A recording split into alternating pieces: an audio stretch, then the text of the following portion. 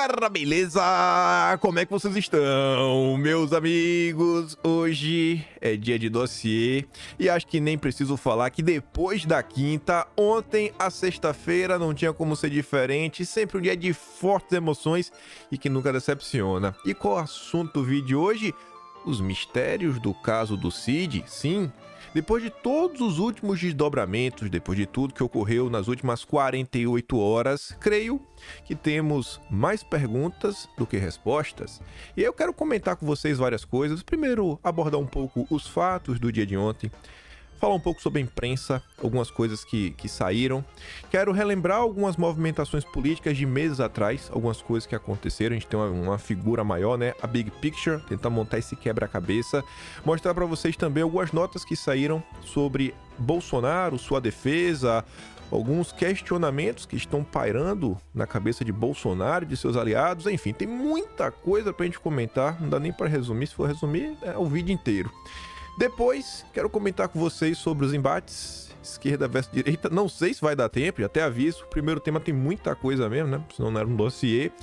O terceiro tema já não tenho mais certeza nenhuma, que é para falar de algumas coisinhas aí que envolvem o desgoverno, né? O governo Dilma, notícias que saíram nas últimas horas, que se a população soubesse, prestasse atenção, minha Nossa Senhora.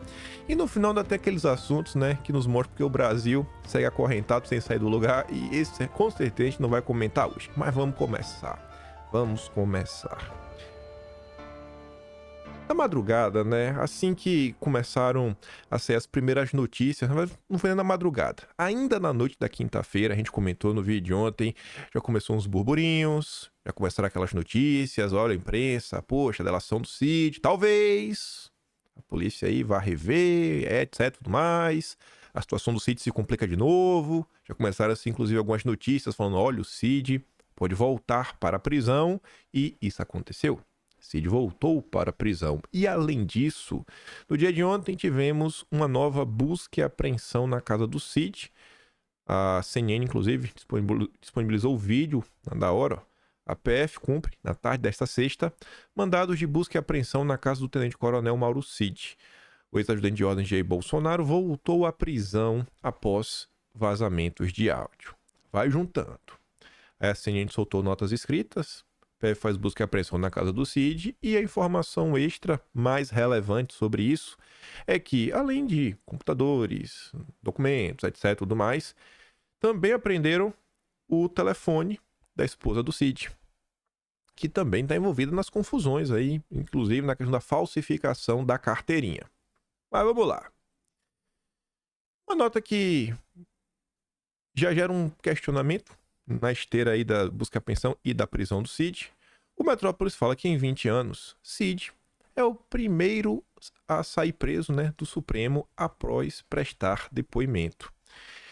E aí uma coisa que fica no ar um questionamento, que é o seguinte: esse áudio, em tese, ele foi mandado de Cid para alguém no privado. Porque a gente não tem a resposta até o momento como este áudio chegou aos jornalistas da Veja. E, inclusive, essa foi uma pergunta que careceu de atenção por parte do jornalismo. Você não viu a Folha de São Paulo, você não viu a Globo, você não viu o Estadão, você não viu a CNN, você não viu a própria Veja interessada em saber, cara, como esse áudio ganhou a luz do dia. Como não é esse áudio, né? Tem que até corrigir. Como esses áudios foram vários áudios curtos de alguns segundos que chegaram lá no jornal.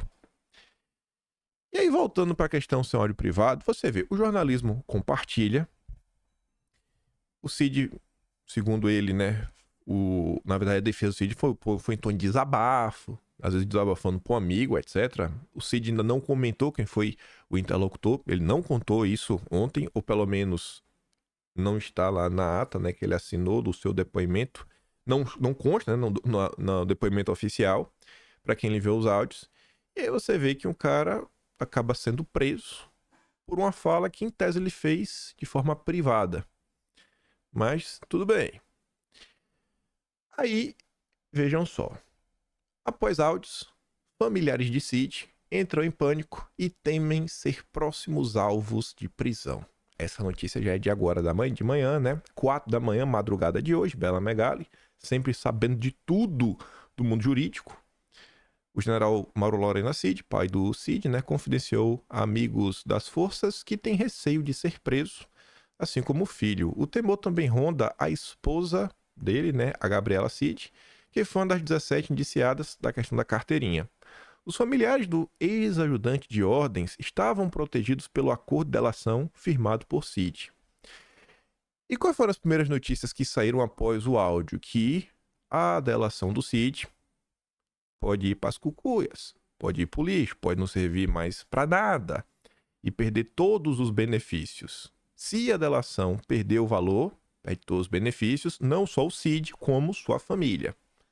Vai juntando o quebra-cabeça, vai juntando o quebra-cabeça. Aí a Daniela, né? Andréa Sadi, ontem, 1h43 da tarde, né? Na verdade, 1h30 da tarde, o tweet é de 1h43. Parece uma articulação orquestrada. Tem uma frase, né? Beleza, pode ser que seja. Pode ser que seja. A gente não sabe como foi que este áudio chegou à revista Veja. Ministros da corte, com quem conversei, falaram que era para tentar pressionar para derrubar o sigilo da delação. Tá. Mas por que não derrubar o sigilo da delação? Teria algum problema?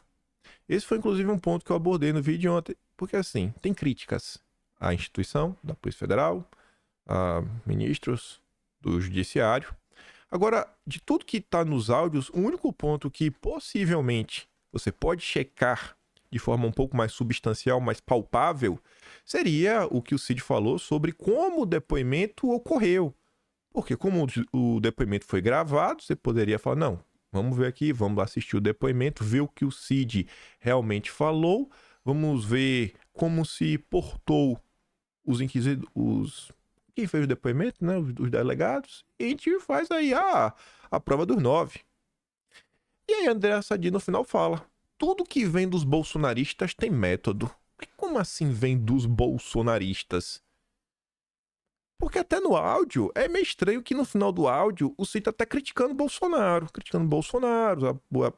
os aliados de Bolsonaro, falando que só ele que se deu mal, tá todo mundo se dando bem. Tá meio estranho, meio estranho.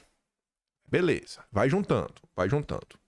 Aí, ainda sobre a questão do sigilo, dos seus depoimentos, né? Derrubar o sigilo aí da delação, etc, tudo mais.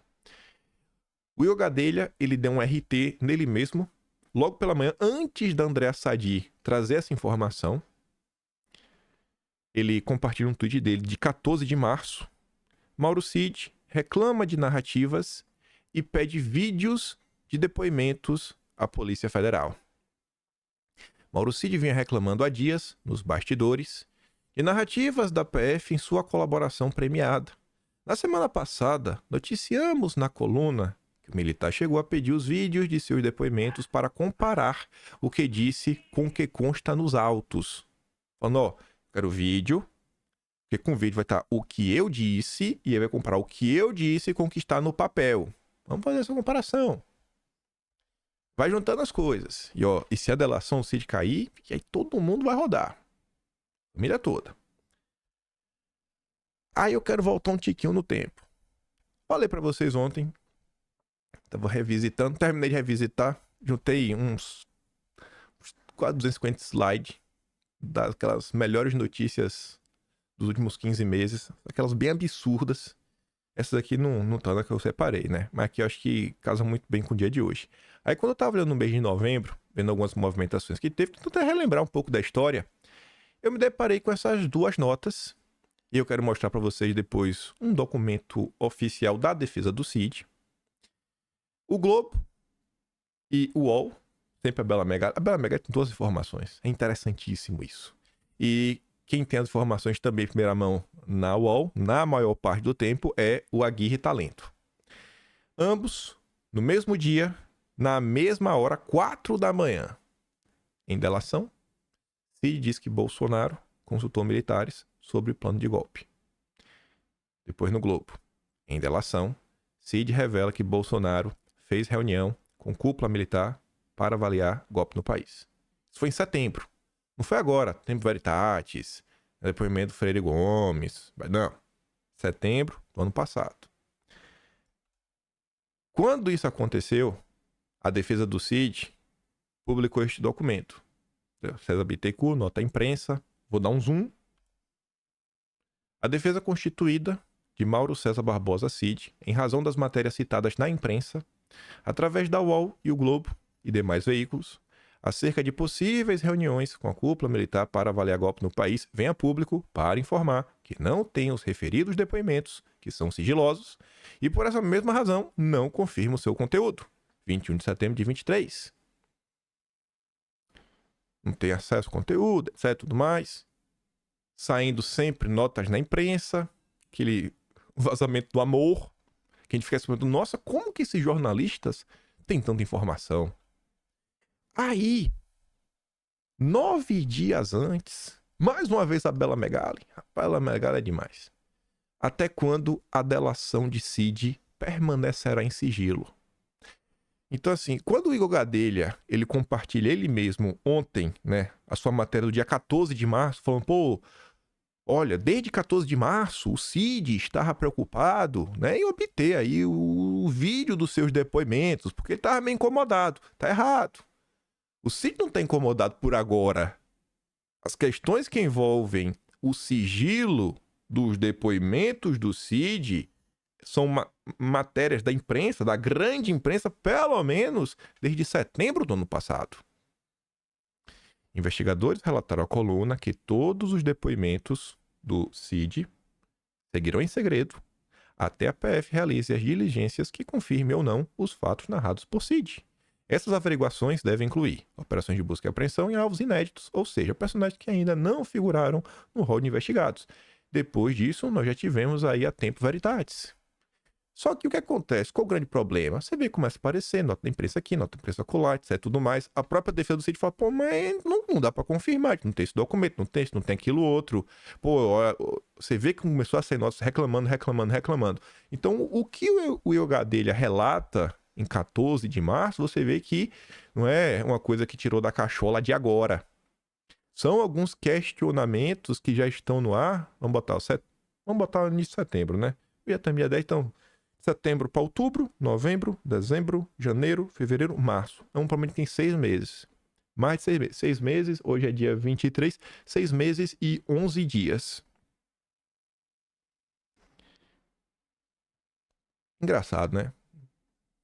Eu acho que o grande ponto de tudo é tentar entender como foi o depoimento do Cid. Esse para mim é o grande ponto.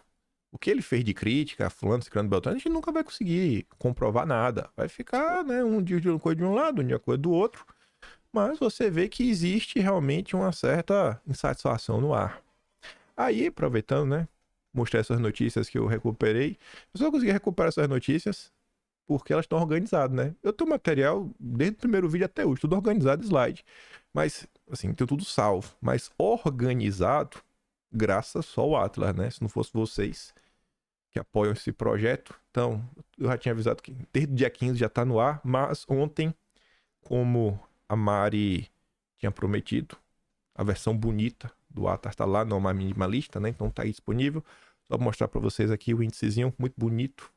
Você vê que a Mari faz com todo carinho, né? Gostei muito dessa imagem que ela usou ali da Patrícia Leles, também para estampar o caso da Choquei. Que muita gente já esqueceu, né? Já esqueceu. O pessoal tem memória curta. Da Patrícia Leles, capaz do pessoal nem lembrar também do que se trata.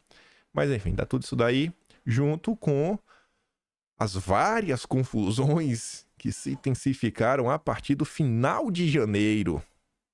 Tem um capítulo inteiro ali, né? Inquisição contra a direita. Teve Bolsonaro, teve caso do Jordi, teve caso do Ramad, teve caso do Carluxo. Foi coisa, viu? Foi coisa. Mas tá aí. E quem acessar o site vai perceber que eu fiz umas melhorias para facilitar o acesso. Botei um botão novo para você acessar o Atlas na frente, para fazer o login de forma mais fácil. Deu uma melhoradinha para ficar mais bonitinho. Mas vamos voltar. Vamos voltar pro dia de ontem. Vamos voltar. E tem esse ponto aí. Então, momento. As reclamações do que o Cid, em tese, teria dito no depoimento e o que está no papel. Aí, ontem eu falei pra você, falou, ó, gente, calma, estranho, tudo que tá acontecendo é muito estranho, dá uma olhada, não se emocionem. E aí ontem, 7h20 da noite, sai essa nota, ó. Defesa de Bolsonaro diz que áudios de Cid são graves, né, para o ministro lá e Polícia Federal, os senadores falam em CPI. Senadores aliados de Bolsonaro iniciaram articulações em busca de apoio pela abertura de uma CPI para apurar as acusações do tenente-coronel Mauro Cid de que a PF tenta manipular seus relatos feitos em acordo de delação premiada. E aí a nota fala o que eu acho que a maior parte de vocês já acha que iria acontecer, que nos bastidores, parlamentares próximos ao Rodrigo Pacheco acham que é baixa a chance do chefe da Casa Legislativa acatar a demanda da oposição e instalar uma comissão que desagradaria a Suprema Corte. Essa situação até então, eu acho que o que o Cid falou em termos jurídicos, eu não sei se fica restrito os problemas ao Cid e sua família. Porque eu acho que enquanto não entender como esse áudio apareceu e se realmente foi só um desabafo do Cid, tudo fica muito confuso. E eu vou mostrar para vocês aí, mas daqui a pouco, 2 notas da turma de Bolsonaro, seus aliados que conversaram com a imprensa. Mas, você tem a parte técnica, né, jurídico-técnica, em tese aí seria o julgamento, o inquérito, etc, tudo mais, mudanças que podem ter, e você tem outra parte, que essa parte aí eu acho que dificilmente vai, né, ficar, sei lá, parado, que é o quê? É a questão política da situação. Você olha a rede social ontem e anteontem, desde o final da noite de quinta, só se fala disso, né? Pautou o Brasil, você abre todos os portais de imprensa, tá todo mundo falando sobre o áudio do Cid, que aconteceu, busca e apreensão, etc, tudo mais. No dia de hoje, mas pode anotar que teremos mais informações, mais desdobramentos, até porque é final de semana, é aquele momento que, como o Brasil está um pouco mais parado, aí os jornalistas de opinião escrevem os seus textos, fazendo análise, etc, tudo mais. Enfim, vai ter alguma confusão, tentar entender ainda as movimentações, como já teve a nota da madrugada de hoje, da Bela Megali, falando da família do Cid. E essa questão política, com certeza, ela vai vir, vai ficar. Esse fato aí já está impactando agora, ele não vai desaparecer. É aquela típica coisa que nos próximos meses, nos próximos anos, com certeza alguém vai relembrar desse episódio, porque acho difícil o pessoal não trazer ele à tona. E eu acho que a prova disso, que teve um impacto, esses áudios do Cid que foram vazados, a prova disso é esse relato da Clarissa Oliveira, uma anti-bolsonarista ferrenha. Tem até uma postagem dela se vangloriando de ter sido bloqueada por Bolsonaro em janeiro de 23. Está no Atlas de 23. Ali no período da disputa da eleição da presidência da Câmara e do Senado. E aí, tá ali no tweet, o PT decidiu montar uma espécie de contraofensiva ao bolsonarismo para defender o trabalho da PF nas investigações sobre a suposta trama golpista. O que, não é por nada não, eu acho que atrapalha mais do que ajuda. Eu acho que quando a população brasileira vê que o PT está apoiando uma coisa, pô, assim, mas peraí, pô, o PT não é muito chegado na polícia, né? Tem algo errado acontecendo. Mas vamos ouvir aqui a turma da CNN. Após os áudios de Cid terem vazado, antes mesmo de decretada a prisão, o PT já estava saindo em defesa da Polícia Federal e vendo uma ação orquestrada de Jair Bolsonaro. A apuração é dela, da Clarissa Oliveira. Oi, parceira, conta pra nós. Oi, Raquel, boa tarde para você, Raquel. Essa notícia sobre o vazamento dos áudios de Mauro Cid, ela bateu em cheio no PT e também entre integrantes do governo, porque isso coloca muita preocupação a respeito da credibilidade de toda a investigação. Há um entendimento ali na cúpula do partido de que o bolsonarismo está sendo muito bem sucedido em disseminar ali nas redes sociais e no meio político em geral essa descrença sobre o teor dos depoimentos que serviram para fundamentar as acusações contra o ex-presidente Jair Bolsonaro. Então, o que se avalia ali é que mais do que uma questão jurídica, um ponto positivo para a defesa de Jair Bolsonaro, um gol de placa, como estava comentando o Celso Vilardi com você e com o Pedro, mais do que isso, é uma mancha política bastante forte. Então, o que o partido fez hoje, desde hoje de manhã? Já estavam discutindo isso internamente desde ontem, diante aí desse movimento do círculo ali de Jair Bolsonaro para desacreditar os depoimentos, e hoje então decidiram ali mobilizar líderes para que saiam em defesa da Polícia Federal, digam que há um movimento orquestrado por parte do bolsonarismo para tentar manchar a reputação da Polícia Federal e tentar aí esvaziar as acusações que pesam contra o ex-presidente. Você bem trouxe ali esse sentimento de que isso contribui para dar sobrevida a Jair Bolsonaro diante dessas acusações. E, inclusive, a presidente nacional do PT, Gleisi Hoffmann, foi para as redes sociais, fez um tweet que eu imagino que a gente vai mostrar daqui a pouquinho com mais detalhes, em que ela expressa e expõe, de fato, toda essa estratégia que está sendo definida nos bastidores, porque no campo bolsonarista também, né, Raquel, todo mundo com quem eu conversei hoje de manhã está ali considerando isso tudo um saldo extremamente positivo para Jair Bolsonaro. É um jogo ali de ganha-ganha neste momento, o quadro que se apresenta aí para o ex-presidente da República, Raquel. O jogo mudou completamente, né? De uma prisão quase certa para uma delação desacreditada. Vamos ver se as investigações da PF conseguem provocar uma nova reviravolta, parceira. Vê, né? O PT está preocupado com a repercussão, né? Como se existisse algum trabalho orquestrado, como se não fosse só o povo interessado em colocar o assunto para frente. Mas vejam, e aí vamos voltar lá atrás, que eu acho que esse é o grande ponto. Veja como é importante saber o que o Cid realmente disse, né? E tá nesse ponto aí, pô, e aí, etc, tudo mais, porque esse áudio, rapaz, o áudio do Cid é complicado. E veja que, com exceção da nota de hoje de manhã, que fala da questão da prisão do Cid, etc, tudo mais, a maior parte das notas que nós comentamos é de 7h30 da noite para trás, que é quando ainda não tinha saído o conteúdo do depoimento de ontem. O depoimento de ontem teve um termo lá, o Cid assinou e já saiu. Já vai chegar lá. Vai juntando em sua cabeça. Aí mostrando a preocupação política, né? Você vê aí a Raquel Landim, a Clarissa, né? Petista, a Clarissa Oliveira preocupada, lulista. De manhã cedo, né? A tropa do Dilma já estava em campo. Mimimi de Cid não muda golpe delatado, mas tenta limpar a pecha de traidor. Você vê, o Sakamoto, ele é como se fosse um porta-voz do lulismo. Se o Sakamoto tá tentando falar que, olha, não muda o que foi dito, é como se a turma estivesse preocupada com isso. Normalmente você só fala que você tá preocupado, né? O jornalista lulista é assim. Aí a mesma CNN, 4h16 da tarde, Raquel Landim, Pedro Venceslau. Polícia Federal deve manter provas. A defesa de Bolsonaro sai ganhando, dizem especialistas. Não, as provas vai manter. O pessoal tá preocupado com isso. O pessoal tá preocupado com a validade de tudo que aconteceu até esse momento. O pessoal tá preocupado.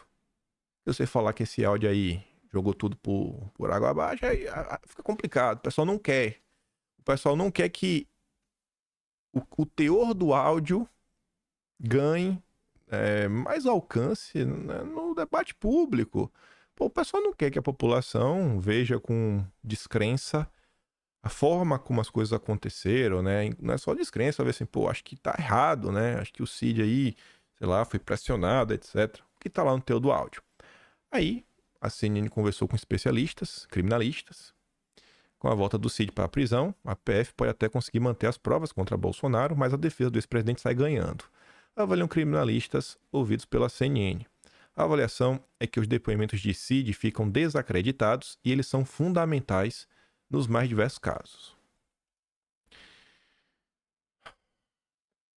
Investigados pela PF usarão áudios de Cid para questionar validade de depoimentos e tentar anular as provas. Investigado nos inquéritos, né? Cid figura como delator. Usarão os áudios dos ajudantes de ordens para questionar a voluntariedade e a credibilidade de seus depoimentos à PF. Membros da PF veem o vazamento das gravações como uma tentativa de anular as provas coletadas nas investigações pelo golpe, né, sobre o golpe. Então você vê jornalistas petistas, os petistas, a própria Gleisi Hoffmann, a PF, estão meio preocupada, né? Poxa, esse áudio do Cid dá uma descredibilizada. Pode dar uma descredibilizada aí, pô, com as coisas que tá acontecendo, né, etc, tudo mais. Qual a melhor forma de você recobrar a credibilidade? Porque uma das acusações do Cid foi o quê? Pô, me deram uma pressionada, né? Me deram uma pressionada pra eu falar o que eu disse. Olha o que a Globo News fez questão de destacar. Aí você junta os pontos e tira a sua própria conclusão. Esse documento só saiu no final da noite de ontem. Não saiu tão tarde assim, acho que é umas 8 e pouca da noite, acho que saiu. Mas é o termo lá que o Cid assinou. Olha o que a Globo destacou. O que a Globo destacou foi 3 pontos. Que eu peguei os 3 frames do que a Globo destacou. O Supremo divulgou na noite dessa sexta o conteúdo da audiência do Cid sobre vazamentos. Entenda. A vontade continua sendo a mesma, de forma espontânea e voluntária. A Globo fez questão de destacar aqui, em nenhum momento... O Cid só foi desabar. Ele tá muito doido da cabeça. Ele foi ontem para falar que, olha, não teve nenhum tipo de pressão. Eu falei o que eu falei de forma espontânea e voluntária. Afirma não ter havido pressão do judiciário ou da polícia. Falou e atestou. E é o que vale isso aqui, não é áudio. O que vale é o que tá no papel. Em outro momento, depois que passa isso, né? A Globo troca o trecho de destaque e coloca esse texto de destaque na tela. A decisão foi própria, de livre e espontânea vontade. Não teve pressão. E nunca houve induzimento às respostas. E aí tá lavrado, assinado, bonito. De forma oficial. Enfim. Prosseguindo. Na manhã de ontem, na madrugada de ontem, 4 da manhã, já nas primeiras repercussões aí sobre o desdobramento do áudio, sempre a Bela Megali, né? Amiga do Moro, meu amigo, é demais, velho. É por isso que Moro gosta da Bela Megali. Moro e Deltan Dallagnol. O Deltan tava ontem também, né? O dia todo comentando. Deltan Dallagnol, eu achei que ele tava mais preocupado ontem de defender o legado dele na Lava Jato do que explicar do caso atual. Mas tudo bem. Ministros da Corte avaliam que todos os políticos envolvidos em golpe ficaram inelegíveis. Aí a nota tá falando da Carla Zambelli e do Heleno. A Zambelli tem mandato, então possivelmente vai perder o mandato. Segundo nota aqui da Bela Megali, e diz que Bolsonaro e Braga Neto já estão inelegíveis, então não muda muita coisa. Aí, a gente já comentou um pouco aí sobre essa questão política do áudio que saiu, repercussão pública, etc, tudo mais, PVB, pipipi. E no final do dia o Cid falou que não, nada disso. Eu tava muito doido aí quando eu falei o que eu falei. Não é nada disso, o áudio é meu, mas foi só um desabafo, apócrifo, etc, tudo mais, clandestino. Não teve nenhuma pressão, foi tudo livre, espontâneo à vontade. Além dessa questão política, técnica, jurídica, tem um debate público, né? Que entra, na verdade, nessa esfera política da coisa. E é um capítulo à parte de tudo que está acontecendo, não só ontem, mas lá desde 2016, que a imprensa tem um papel central aí, né? Contra o bolsonarismo, para tentar derrotar o bolsonarismo. Porque a imprensa tem um papel central em muitas coisas há mais de 50 anos. Miriam Leitão trouxe essa nota com exclusividade. Ela que revelou para o Brasil. Diretor-geral da PF afirma que vai representar contra Mauro Cid, né, ao Supremo. Por um áudio que vazou. E que ninguém sabe como. Que deveria saber, né? Coitado, não mande áudios que possam vazar, porque vai se virar contra você. E engraçado é isso, né? Tu já imaginou? Não já imaginou não, né? Tu lembra como a turma da Globo se comportou quando a turma da esquerda, né, falou que né, nos pressionaram para falar o que a gente não queria. Deve lembrar do comportamento da turma da Globo, né? A Globo estava mais interessada em entender se as denúncias faziam sentido ou não. No presente momento, a Globo só está preocupada em divulgar as notícias do governo, né? A agenda do governo. O governo fez isso, o governo fez aquilo outro. Aquele papel da imprensa de, sei lá, fiscalizar, questionar o ocorrido, o que está acontecendo, em busca, né, de um algo a mais, meio que foi deixado de lado. Aí a Daniela Lima, ela também é demais, né? A turma da Globo brilhou ontem. É sempre a Globo. Sempre a Globo também, né? Engraçado. Ninguém acusa a polícia e o judiciário de crime impunemente. A declaração é de um integrante da cúpula da PF e adianta o clima hostil que o Cid vai enfrentar nessa sexta. Então, assim, é como se fosse uma espécie de porta-voz, a Daniela Lima. Aquele papel do questionamento meio que ele fica de lado.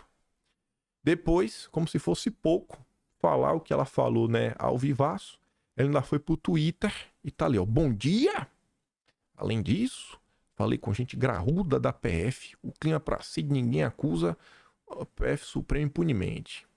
Aí o Hugo Freitas, que é um jurista, escreve na Gazeta do Povo frequentemente, ele fala assim, ó, gente graúda da PF diz isso atrás do anonimato. Dias antes, gente graúda da PF admitiu em depoimento ao Senado que a PF estava investigando de ofício pessoas na internet, atrás de falas que atingissem a honra, né, de ministro da Corte para fins de inclusão em listas de alerta, que foi o caso do Sérgio Tavares. Aí quem parou para dar um bizu no comportamento da imprensa mesmo foi o David Agape.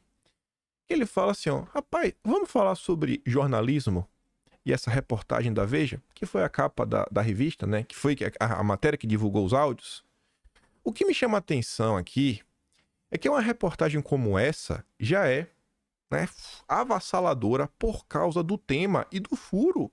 Mas fizeram questão de editorializar, ou seja, de dar opinião. A matéria já é avassaladora, só os áudios. Mas o Robson Boninho, da Tropa dos Grisalhos, ele fez questão de dar a opinião dele dos fatos. Botar um a mais, para dar aquela direcionada, né, no leitor. Aí o Agape fala, ó, a denúncia feita por Cid no áudio é muito mais notícia do que os ataques que ele teria feito. Porque, olha com a manchete, ó, em áudios, Cid ataca. De tudo que foi dito no áudio, será que esse é o ponto principal? Enquanto suas informações ajudam a desnudar a tentativa de golpe e comprometem Bolsonaro, o tenente-coronel detona o ministro da instituição. E volta a reafirmar isso no subtítulo. De tudo que o Cid falou, será que esse é o grande ponto? As críticas? Ora, você pressionar, né, delatores para contar, etc., cara, isso já foi até comentada por outros membros da corte. Aí o David Agape relembra, é uma nota de 10 de maio, acho que 10 de maio, né, tá 5, 10 de maio de 2023. Esse mesmo, 10 de maio. Aí ele fala, rapaz, se isso realmente ocorreu com o Cid, não deveria ser investigado? Será que esse não era o principal ponto, que até merecia ganhar destaque na nota da revista Veja? E aí no final da thread ele fala o seguinte, né? Outro ponto importante. A revista Veja omite dos leitores como obter os áudios. Não sabemos se foi um hacker ou vazamento do áudio enviado ao amigo de Cid. Os repórteres poderiam ter o mínimo de consideração com os leitores e informarem o motivo dessa omissão. Acho que é importante, né? Ainda mais a imprensa no Brasil, que tem um comportamento de perseguir. Quanto mais, melhor. Se a pessoa que recebeu o áudio, né, foi de direita, com certeza a imprensa ia divulgar para mostrar que, olha quem está em contato com o Cid. A pessoa tem que prestar um depoimento também. É meio estranho a Veja não comentar como obteve esses áudios. Por isso que eu falei que este caso, até o momento, ele está gerando mais mistérios do que respondendo perguntas. Aí, ainda na Globo, sempre a Globo, mas que coincidência.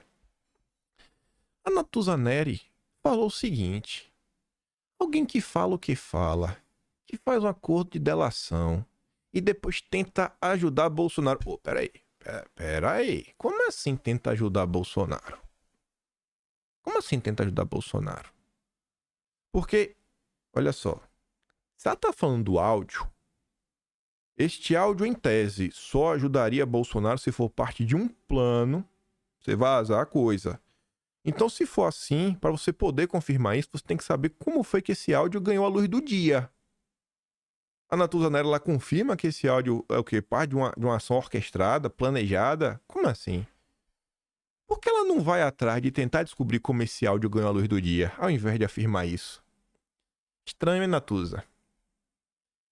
Portanto, está rezando para dois senhores. Não imaginar que, ao haver essa revelação, poderia ser preso?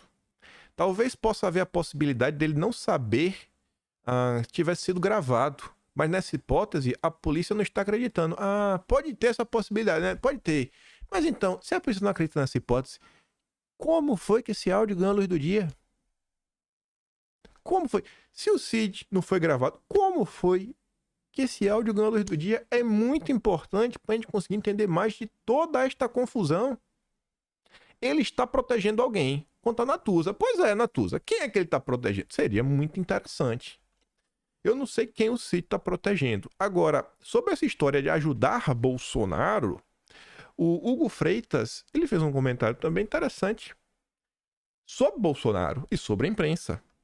O Hugo fala assim, ó, jornalistas de TV estão fazendo especulações conspiratórias, dizendo que as acusações do Cid no áudio seria parte de um esquema para melar o processo e supostamente alimentar a narrativa bolsonarista nas redes, que é mais ou menos o que a Natuza falou, a Sadi também falou coisas similares, e outros jornalistas também, como a Mônica Bergamo.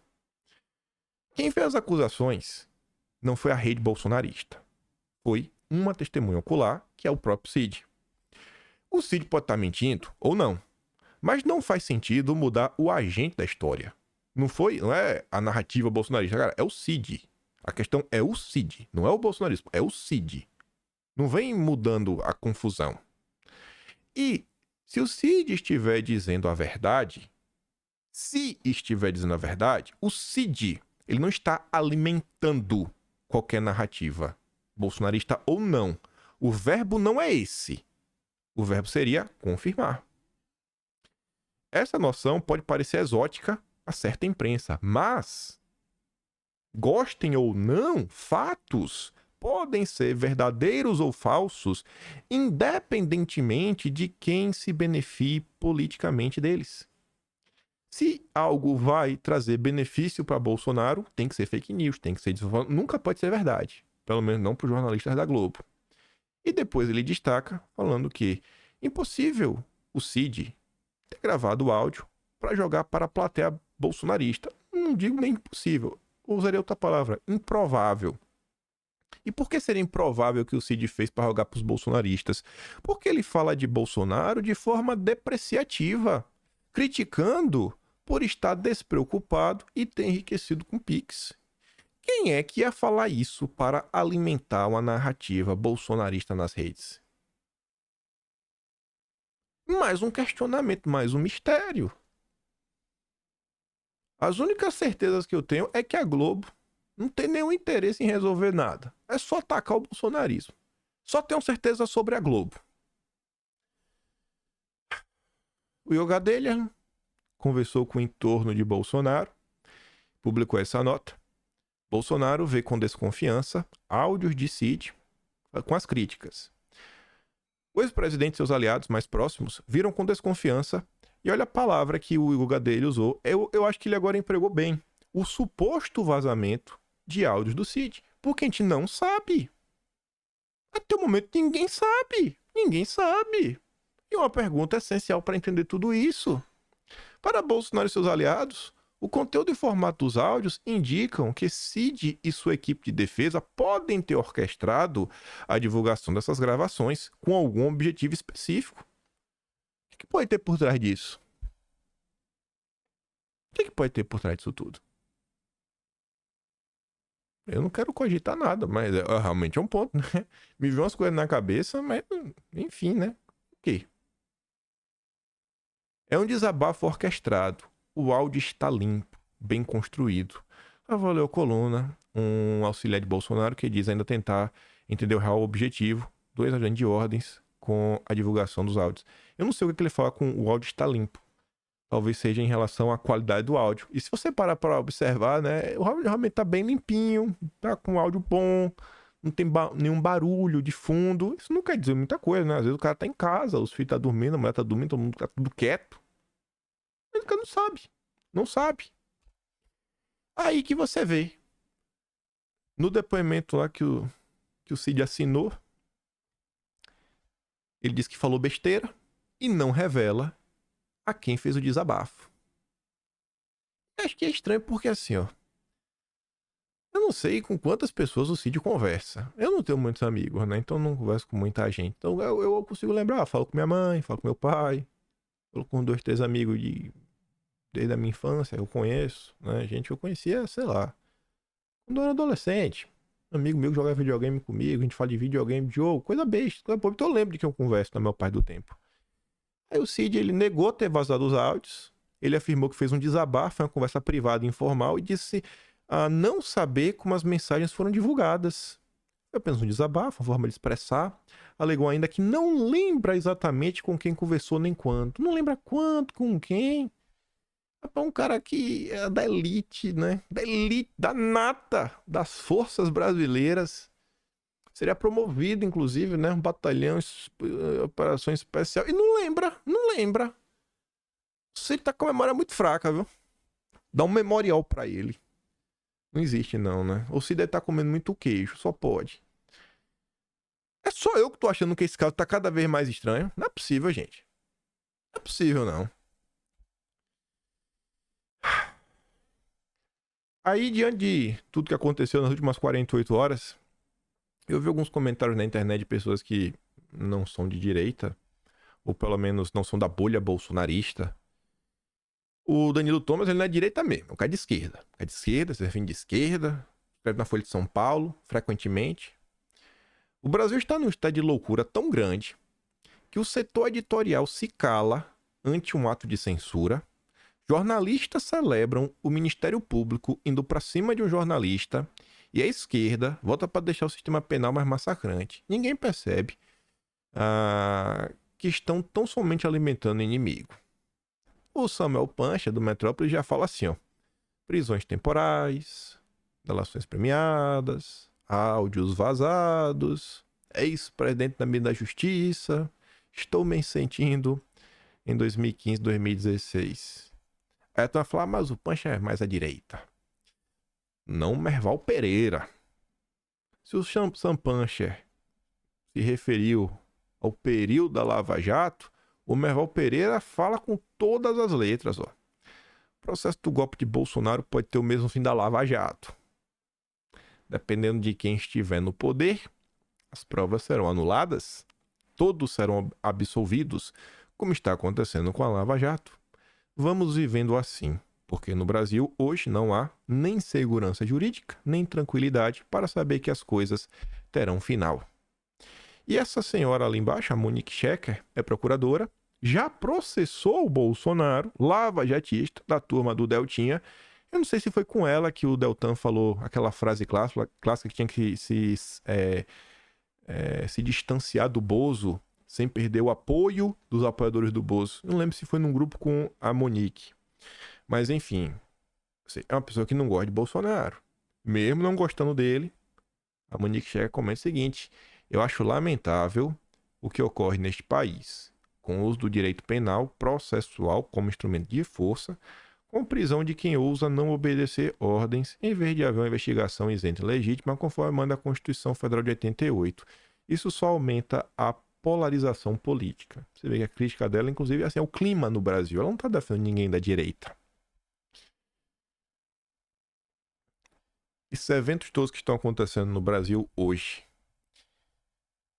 eu acho que vai levar um tempo, hein, por mais óbvio que as coisas pareçam, por mais óbvio, fala assim, sei lá, é contra a direita, etc. Acho que pra gente entender, talvez até entender o momento a gente entenda agora, mas entender realmente os impactos e o que causou tudo isso, porque tudo tem reações, né? Você vê que Se não fosse o que está acontecendo agora, não teria tido o ato do dia 25, que lotou as ruas. O dia 25 foi importante? Não sei. Eu acho que foi importante. O quanto, aí fica difícil realmente dar uma resposta. Foi importante? Foi. Foi importante? Foi. Mas o quão importante e o quão impactante? Eu não sei.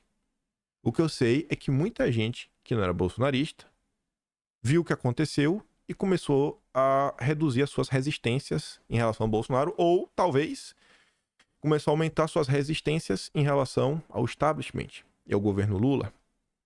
Entender tudo o que está acontecendo acho que vai levar um tempo, mas é notório, e vocês que acompanham o vídeo com mais frequência estão sempre vendo notícias da imprensa, pessoas que não são de direita fazendo comentários, cara, o Brasil tá meio ruim, tá caminhando por um caminho meio chato, meio ruim, rapaz. A Lava Jato, até começar a ser questionada, os possíveis excessos, levaram uns bons anos. A questão de Bolsonaro, gente, olha o nível que já tá os questionamentos desde o início, né? Antes se resumia só os petistas, é golpe. Aí até as pessoas começaram a olhar, beleza, em alguns pontos aqui pode ter passado da linha, etc, tudo mais, pipipi. Já com a direita o negócio tá bem diferente, né? Bem diferente. Sem contar que na Lava Jato, minha Nossa Senhora, né? Tinha até a planilha, setor, em uma determinada empresa, apelidos, dinheiro, minha Nossa Senhora. Saiu uma nota que eu acho que também é importante a gente registrar. Pode fazer sentido lá na frente, tipo aquela da Bela Megali de setembro do ano passado, falando da questão da delação do Cid, que é essa daqui, ó. Acusado de financiar golpe, PL tinha contas bloqueadas, né, pelo ministro no período do possível golpe. Isso aqui é muito interessante, porque o Lucas Furtado, ele acionou aí a justiça, né, para inclusive o PL entrar como réu numa ação civil pública que se cobra a condenação dos financiadores dos atos, 100 milhões como indenização por dano moral coletivo. Só que o PL estava com as contas da legenda bloqueadas de 25 de novembro a 22 de fevereiro. Cara, falei, 20 e poucos dias depois das eleições já tava com as contas bloqueadas. Ficou todo o mês de dezembro conta bloqueada, todo o mês de janeiro, só no final de fevereiro que desbloqueou. Mas nunca se sabe, né? Eu acho que esse ponto aqui que o PL tá apresentando, acho que ele é bem conciso, né? Pelo menos essa justificativa comigo colou bem. Eu acho que eles têm um ponto aqui muito forte para responder essas tentativas, né? Que eu acho que não vão parar de tentar trazer o PL para dentro. Quem sabe, se depender do PT, dependendo do PT, eles caçam o partido, né? Removem o PL da disputa política. Aí, saindo um pouquinho dessa confusão do Cid, ainda falando de Bolsonaro, ele tá lá no Acre, tá lá com o senador Márcio Bittar, que foi inclusive o relator da CPI das ONGs. E aí o Márcio Bittar fez um relato. Aquele típico relato que entra, né, na enciclopédia Jair Bolsonaro. Não é a primeira vez que um relato desse tipo vem à tona, que eu acho que é um relato que mostra muito sobre o caráter de Bolsonaro, quem é ele, quando as pessoas não estão vendo. Um cara que, na maior parte do tempo, está mais preocupado com o Brasil do que com seus próprios interesses. Pelo menos o Márcio Bittar nos dá mais uma demonstração. Quer falar sobre isso, acho que o pessoal do dia 8 principalmente tem que ser anistiado, e eu quero aqui revelar fazer uma confidência, que o presidente vai me autorizar porque não me pediu segredo.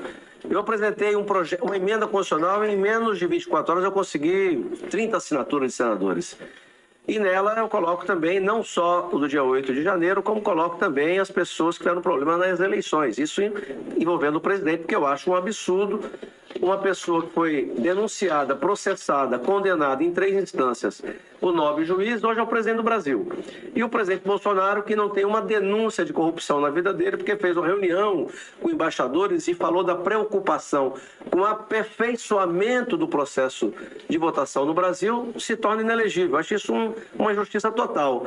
E este homem que está aqui do meu lado me ligou, passou áudio para mim dizendo para eu tirar o nome dele. Eu tenho esse áudio. Ele disse, tira o meu nome, vamos nos concentrar no pessoal do dia 8.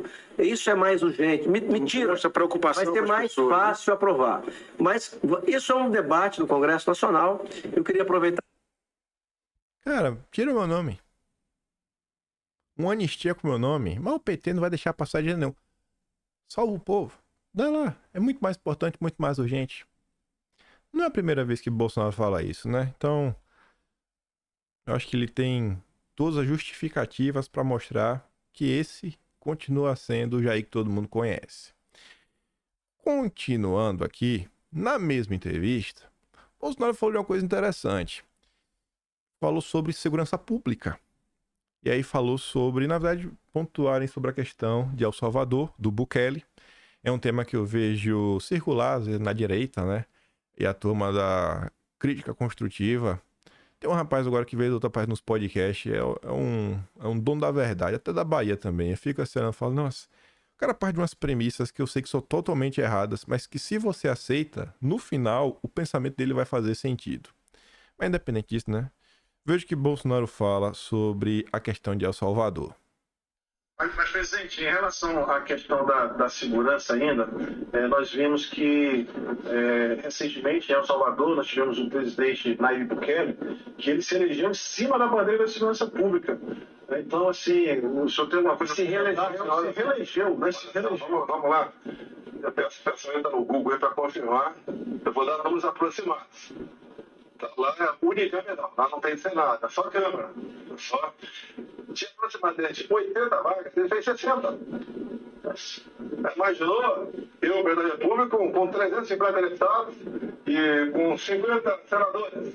A gente bota o Brasil no rumo certo, com certeza. No rumo certo.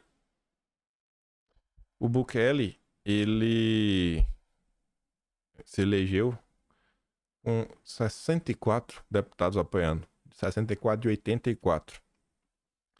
Aí as pessoas querem pegar esta realidade e tentar trazer para o Brasil. Eles apontaram, Bolsonaro não quis fazer nada, Bolsonaro é isso, Bolsonaro é aquilo outro, etc, tudo mais. Sabe, eu sou muito a favor de olhar o que dá certo em outras localidades e ver como a gente pode utilizar aquilo ali, o que foi feito no Brasil, para melhorar o país. Tô sempre trazendo sugestões. E, às vezes, mostro que tá dando certo. E, pô, isso aqui, olha, isso aqui deu certo, mas não se aplica à nossa realidade. Coisa que, pô, deu certo lá e que a gente tem condições de fazer. Seja, por exemplo, montar uma cartilha, os deputados, com projetos de lei, que fazem parte dos projetos prioritários dos deputados para o ano 2024. O que eles querem, apoio da população, mostrar, dá tempo de poder divulgar, falar, ó, cara, tá no Congresso. A turma da direita tá lutando por isso. 2024, 2025, 2026. Isso dá pra fazer. Tem algumas coisas mais densas, tipo o projeto 2025, né? Que seria que ser o projeto 2026, que o Heritage Foundation juntou vários especialistas de direita falando sobre cada um dos temas para criar um programa onde discorre suas ideias sobre o que a direita deveria fazer, quais são os problemas, como agir, o que fazer, não fazer, etc, tudo mais, com dado, tabela, etc, tudo mais, com toda uma guia, inclusive com as ações políticas, né? Não é só linha geral, seguinte, vamos defender a redução de impostos, não é só isso, assim, cara, o que a gente vai fazer? Qual o caminho? Por onde que isso vai ser construído? Por ministério, por secretaria, por autarquia, vai fazer, desfazer, vai ter que exonerar isso, acabar aquilo, por onde vai? Até isso está se fazendo, isso é mais complicado, mas dá pra fazer também. Agora, ficar comparando um governo com o outro. Ai, que Bolsonaro não fez isso. Ai, que Bolsonaro não fez outro. E não parar para olhar o cenário macro e olhar o que é que tá na mesa. Parece aquelas críticas meio complicadas, né? Meio difíceis de ser levado a sério. Uma coisa que me deixou muito feliz mesmo, mas mesmo, de coração, eu fiquei muito feliz com isso daqui, ó. Seminário de Segurança Pública. Seminário de Segurança Pública. Uma agenda com políticos, com pessoas do povo, como o Roberto Mota, que vocês devem conhecer. O Roberto Mota é um jornalista que tem livros publicados sobre segurança pública, é um cara que tem propriedade para falar sobre o assunto. E Bolsonaro também estava lá. Pautas. E, obviamente, esse aqui foi um daqueles seminários com aquela parte propositiva, pontuando, batendo na tecla. Às vezes eu falo, né? Eu falo assim, gente, a gente não pode ficar monotemático. Será que vai ser, assim, deputados façam uma coisa, será que vai ter que ser Bolsonaro mais uma vez que vai ter que resolver? Aí quem tá ali é Bolsonaro de novo. Meu Deus, velho. Aí você fala assim, como é que eu não vou passar pano pra esse cara? Como é que não passa pano pra esse cara? Tudo que eu falo, poxa, eu espero que a galera, assim, aumentar a quantidade de temas, começar a mostrar soluções, a população está carente de esperança, de ideia, de projetos. Aí onde é que tá Bolsonaro? Debatendo segurança pública. Enquanto a maior parte dos nossos deputados, maior parte, não todos, fica, sei lá, postando notícias das mais diversas na internet com marca d'água. Eu acho engraçado, sabe? Por que os nossos deputados precisam de tanta marca d'água, velho? Minha Nossa Senhora. É isso que eu esperava. Não? Pô, tá rodando no Brasil, falando de agenda, de Brasil, de problemas que assolam a vida da população. Aí quem tá lá? Bolsonaro. Esse Bolsonaro é fogo, viu? Minha Nossa Senhora. Outra coisa que eu achei também bem interessante nesses dias, pode parecer besteira, mas o Isalci Lucas, senador, tá eleito. A eleição é só em 2026. E o Isalci Lucas vai migrar para o PL. Saiu do PSDB. Ele pode estar fazendo isso desde já, para já garantir o lugarzinho dele, etc. Mas pode, óbvio. E com certeza tem esse ponto. Mas, se Bolsonaro não fosse, né, um colosso da política, né? Algo assim indescritível. Um cara que move as massas. Será que um senador estaria interessado em deixar o partido que ele é membro para adentrar ao PL, mesmo em meio a toda a confusão que a gente está vivendo? Ainda fazendo questão de divulgar o dia 4, dia 27, 6 da tarde. Venham, BL, Bolsonaro vai estar lá, Jair, estou com você. Parece que Bolsonaro tá mais forte do que nunca, né? Na sua melhor fase. Com tudo que tá acontecendo, politicamente falando, não tô falando de problemas técnicos, jurídico-técnicos, politicamente falando, eleitoralmente, Bolsonaro está em sua melhor fase, mas desde 1º de janeiro de 2023. Quero que alguém me prove o contrário. Outra notícia que também só existe por causa de Bolsonaro e de vocês. O nome que Valdemar quer lançar para disputar a presidência da Câmara. Independente de ser um nome conservador ou não, etc, tudo mais, o que me alegra na notícia como essa é ver que o PL está enxergando a necessidade. Agora é muito diferente do que foi 2023, o Lira já estava eleito, né? Você podia ficar na oposição e ficar chupando o dedo, ficar fora do bloco majoritário e não ter a prioridade na hora de escolher as comissões. Aí com certeza a CCJ está com o PT para sempre. Então tem esse fator político lá atrás. Mas agora não é mais o Lira. Agora ninguém sabe quem que vai ser o próximo presidente da Câmara. Tem uma disputa rolando. E aí o Valdemar tem garantido aliados que não pretende abrir mão de lançar um candidato. No segundo turno você pode compor, talvez no final da linha você vai lá e tira o nome para apoiar alguém. Mas para não você tá o quê? Valorizando o seu passe. Valorizando, né, o seu grupo político. Se o PL não tivesse quase 100 deputados, será que o Valdemar tava com essa coragem toda? Tá nessa valentia? São notícias que nós não víamos em 2019, 2021. Eu nem vou falar antes, né? Então assim, gente, aos trancos e barrancos, com tudo que tá acontecendo, essa movimentação jurídica, ela meio que tá até unindo o PL, eu tô vendo. A turma tá se compadecendo um pouquinho. Eu acho que a turma, parte do PL raiz, que não é tão raiz assim, a parte que não é tão raiz, eu acho que a turma tá vendo o que tá acontecendo. Fala, rapaz, eu achava que esses bolsominions eram loucos, viu? Mas eu tô vendo que eles não são tão loucos assim, não. Algumas coisas do que eles dizem fazem até sentido. Aí você olha pra esquerda. Bolsonaro tá discutindo segurança pública, a direita acabou de aprovar a questão da saidinha, relatório, né? O relatório foi do Derrite, foi o relator, pediu a exoneração da Secretaria de Segurança Pública, né? Pediu, Tarcísio, me libera, só pra eu relatar eu volto. Foi lá, relatou, o projeto passou, foi aprovado. Só falta o Lula agora assinar, né? Vamos ver se o Lula vai vetar. E aí, quais as preocupações da esquerda? É resolver algum problema do Brasil? Veja com seus próprios olhos. Justiça proíbe que Michele Bolsonaro receba título de cidadã paulistana no Teatro Municipal de São Paulo. Quem foi que acionou a justiça? A deputada Érica Hilton, do PSOL. É só isso que o PSOL sabe fazer. Turma do Boulos. Ainda do PSOL de São Paulo. Cidade que o Boulos quer ser o prefeito. Não tem como. 2024 eu sou 100% anti-Boulos.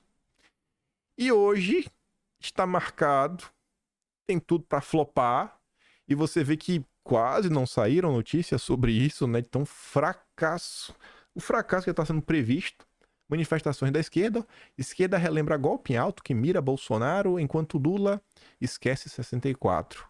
Os protestos marcados pela esquerda para este sábado miram punição para o plano golpista atribuído a Bolsonaro pela PF, ao mesmo tempo relembra 60 anos do golpe de 64.